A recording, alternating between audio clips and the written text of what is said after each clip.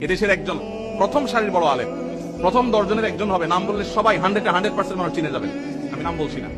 ওনার ছেলে মদিনা ইউনিভার্সিটিতে তখন পড়ে। আমাকে বলেছিল ব্যক্তিগতভাবে, ভাই আল্লাহ আমাকে আলেম বানিয়েছেন, মাদ্রাসা পড়িয়েছেন, ইউনিভার্সিটিতে পড়ালেখা করে অনার্স করেছি। আমি শৈশবে ছোট জীবনে মসজিদ থেকে ধমক খাইছি এক মুরব্বীর। আমি মরণ পর্যন্ত ভুলবো না আমার মনে কতটা আঘাত সেটা এঁকে দিয়েছে। বহু ধমক জীবনে খেয়েছি, কিন্তু ওই ধমকটা ভুলবো না। মসজিদে গিয়েছি বহুত আবেগ নিয়ে, অনুভূতি নিয়ে, একটু দুষ্টামি করেছি, যেই ধমক খেয়েছি আমার ভেতরটা কেঁপে উঠছে।